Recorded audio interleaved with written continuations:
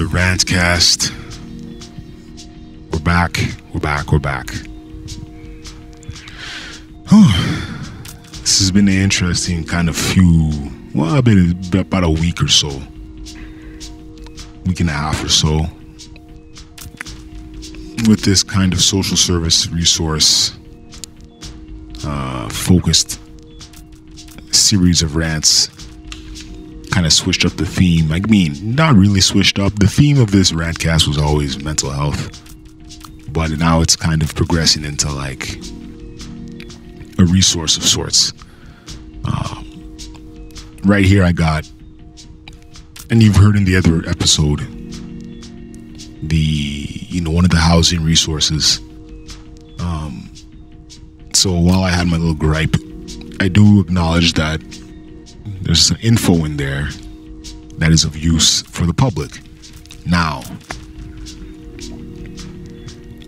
housing search. This is a nice little flyer piece of paper, basically. This is a printed off piece of paper where it's got like a checklist of the things you should be looking for in an apartment when you're going to go look for a place to rent.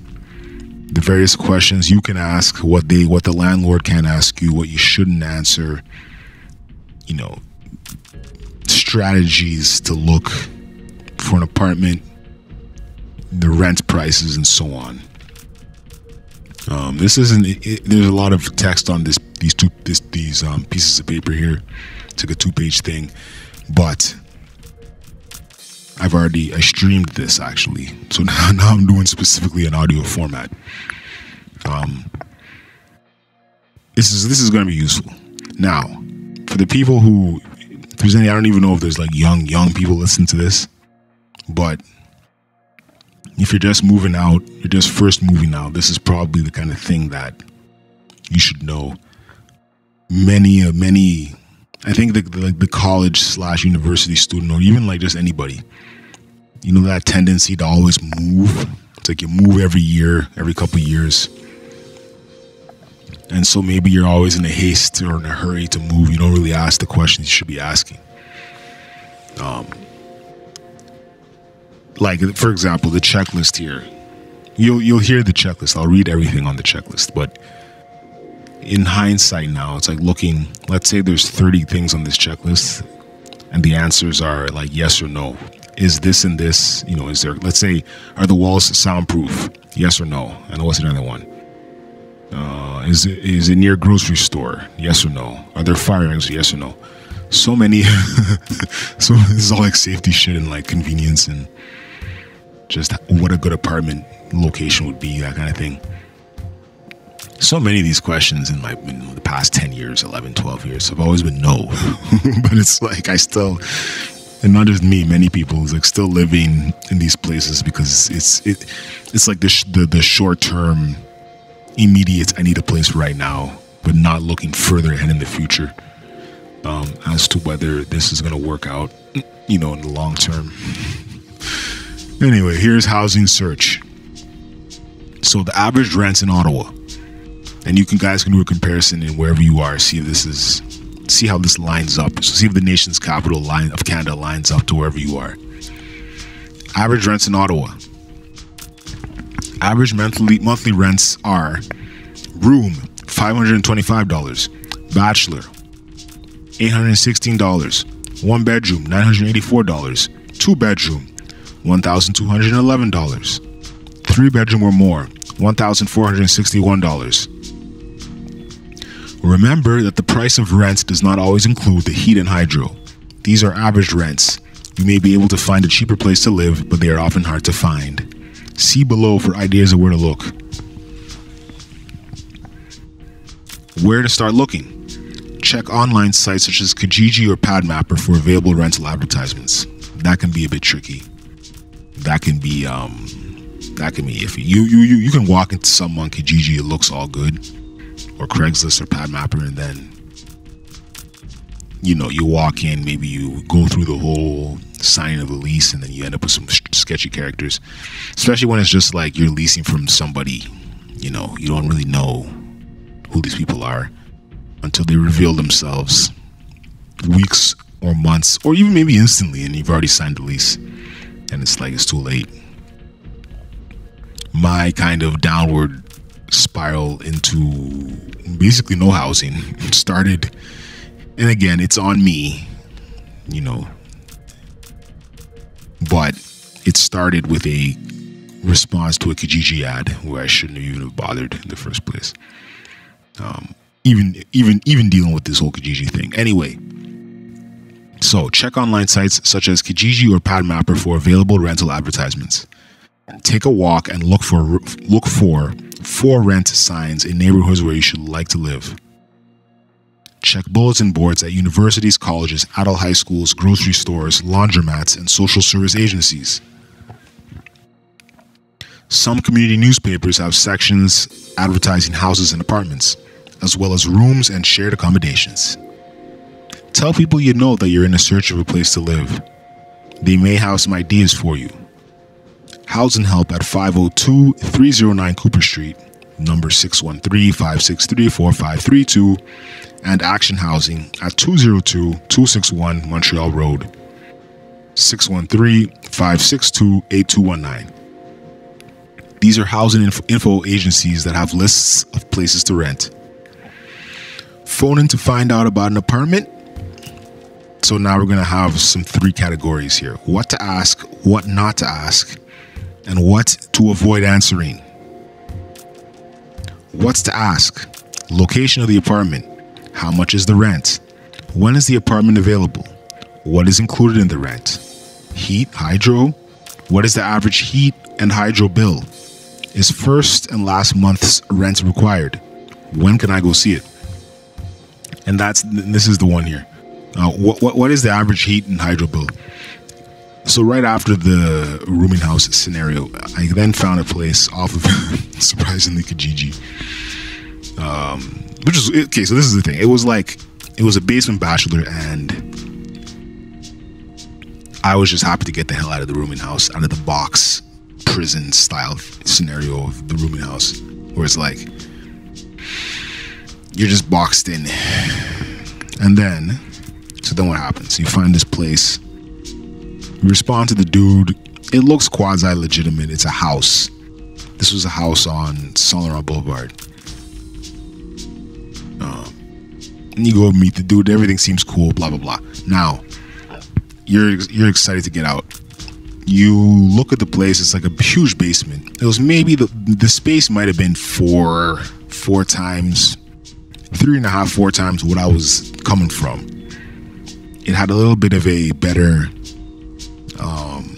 it was just so spacious. You know what I mean? It was just, that's all it was. It was so spacious. Everything seemed in order. There were some loose wires and some shit coming out of the ceiling. Exposed pipes and so on at the time. But you're like, whatever. This is a step up. And that's all it really was, right? It's a step up. Now, I forgot the exact rent, but it was still cheap. It wasn't like it was a sublet, first of all. And it was like maybe $150 more than what I was already dealing with, than what I was paying at the time. So in my head, I'm like, okay, this isn't bad. And then I was given some kind of estimate on the heat and hydro. But when it really, and then there was like a water bill as well. And all of this. And then there was also, you pay for, you see, you don't think of these things at the time. And there's like a security price. So there's a price for like cameras. And as a side note, there was a major incident in which the outside and the front, which I witnessed, which the camera didn't pick up. You're like, okay, so why am I paying for this camera? Anyway, so I think when it all added up over time, it was like an extra 300-400. What was it? Sometimes paying $900, and then almost, because it was a sublet and we didn't really have access to the lease, the main leaseholder, who was the dude we were subletting from, who turned out to be like this massive drunk, basically. The whole situation had this ring of all of the other people subletting were essentially forking up more money than maybe was required in order to help the main primary leaseholder get at the very least much cheaper rent. And then like we never dealt with the real landlords. It was only him. Anyway, so I guess the whole point of that story was be careful of these extra. I mean, this should be common sense, really, but I'm doing this for the people who don't know. You know what I mean? Like, because again, I never asked some of these questions. Anyway, and when can I go see it? Now, what not to ask? Do you accept people on welfare? Don't go ask that question. Don't ask any of these questions. Do you accept people on welfare? Do you rent to people under 18? Do you rent to single parents? Do you accept pets? You see, it says what not to ask, but you kind of have to be upfront. I guess the point is look for places where you don't have to be asking that question in the first place. What to avoid answering? Are you on welfare? Do you work? How old are you? Are you a student? Avoid answering those questions, I guess. Tell the landlord that you're interested in the place and that you would like to see it. You can discuss the details after you've looked at the place. Arrange a time to see it as soon as possible, preferably on the same day that you called. Remember, a lot of people want to see this place as well. If the landlord discriminates against you, get help. Call, quote unquote, the Center for Equality, Rights and Accommodation at 1-800-263-1139. That was revised November 2016. All right, so here's the checklist. Try and get through this quick. Going to see an apartment. Some of the things that you should look for. In the apartment, are there secure locks on the doors and windows? These are all yes or no questions. Are there secure locks on the doors and windows? Do the windows and doors shut properly? Do the fridge and stove work? Are you able to control the heat? Are the sinks and taps in good condition? Do the shower and tub work? Do the lights and electrical outlets work? Are there any cracks / holes in the walls and ceilings? Are the walls soundproof? Is there a smoke detector? Is there any sign of bugs / pests? Is the place clean? Is the place clean is such a basic, but that should be... It's like the basics, right? In the building, are there fire exits? Are there fire alarms / fire extinguishers? Is there good light in hallways and outside? Is there a lock on the main entrance?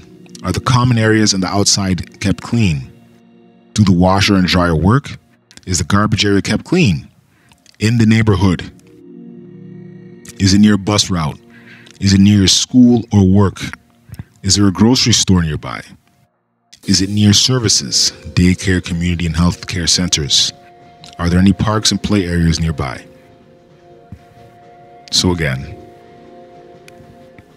these all seem like basic questions, but I think when you're trying to escape, let's say your relationship falls apart and you got to get out quick. And then you try and move into a place without even asking any of these questions. Like, is there any signs of bugs?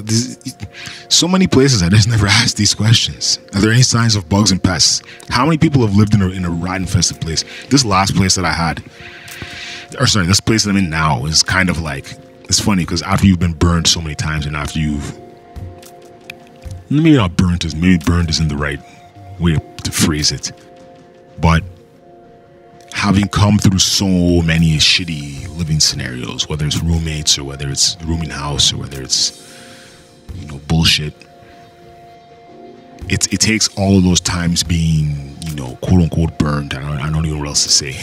I don't want to use the term burned, but there's nothing else to really, no other way to put it. Burned. Or you've put yourself in something that's like, this wasn't a smart idea. What is it? You get conditioned, right? It's like on some psychology, like,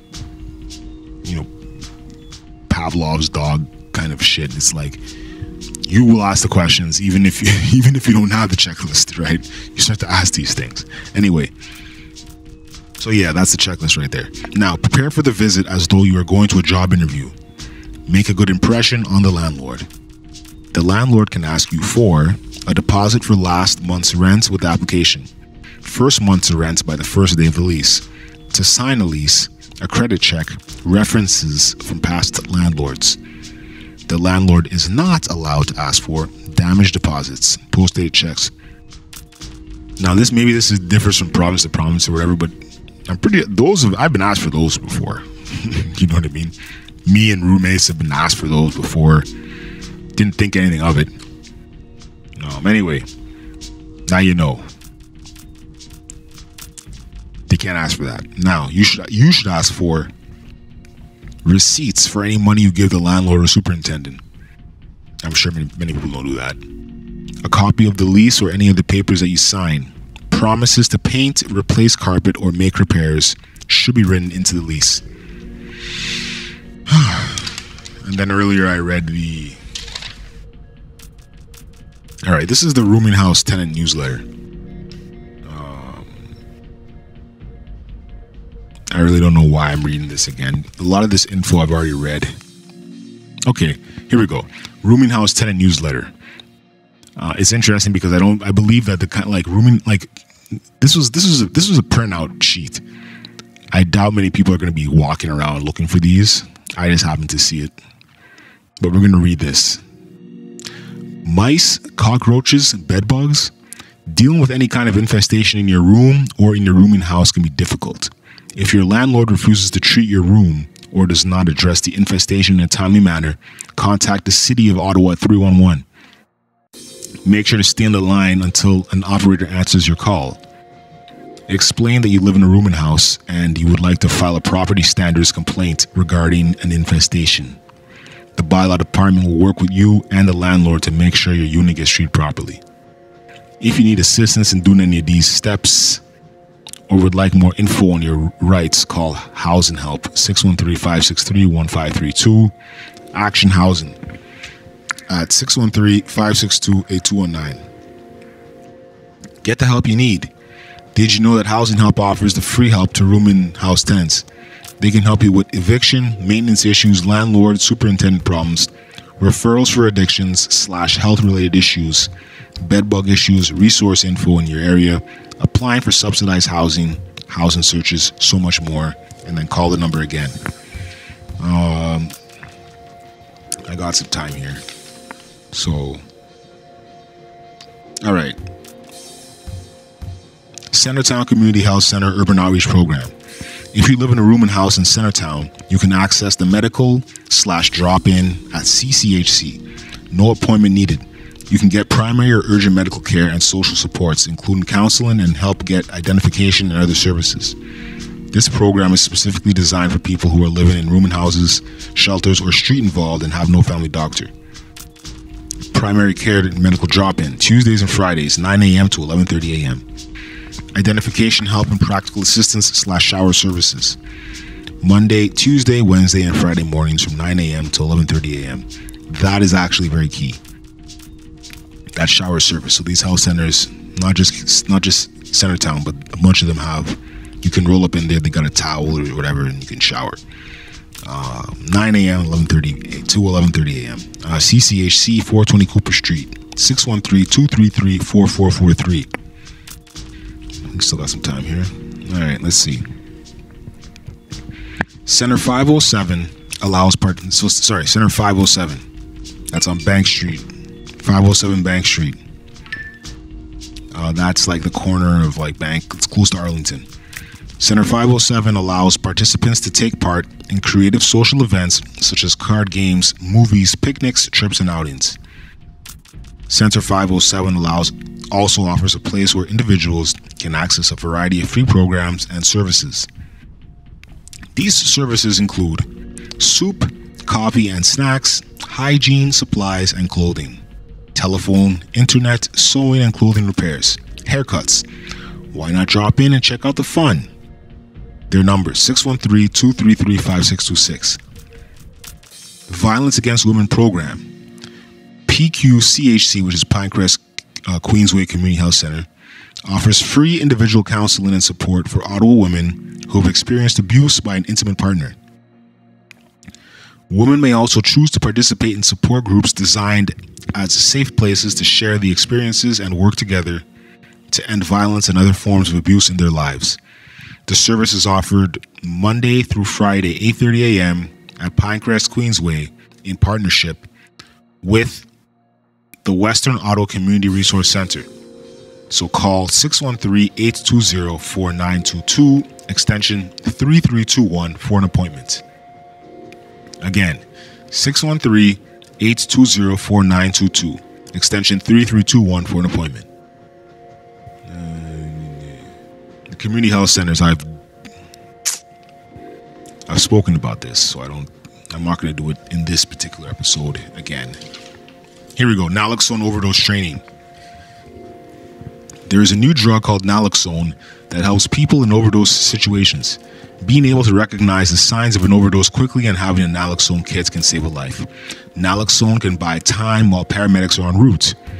Take-home naloxone kits do not replace the need for emergency care or minimize the importance of dialing 911. You can get a take-home naloxone kit for free from pharmacies and other agencies in Ottawa. When you get your kit, you'll also receive training on overdose prevention, recognizing an overdose, and how to respond. Below is a list of places where you can get a free naloxone kit in Ottawa. Ottawa Public Health's Site Needle and Syringe program provides free kits and training for clients and their family or friends. 179 Clarence Street in the Market, from 8:30 a.m. to 4:30 p.m. Monday to Friday. Mobile Sites Van provides services throughout the city of Ottawa, 5 p.m. to 11:30 p.m., 7 days a week. Phone 613-232-3232. Local Ottawa pharmacies, a lot of them have naloxone kits. To find a participating pharmacy near you, call the Drug and Alcohol Helpline at 1-800-565-8603. Once you have located a pharmacy, call ahead to make sure that they currently have naloxone available. The Ottawa Hospital offers training and naloxone kits for registered patients at risk of overdose.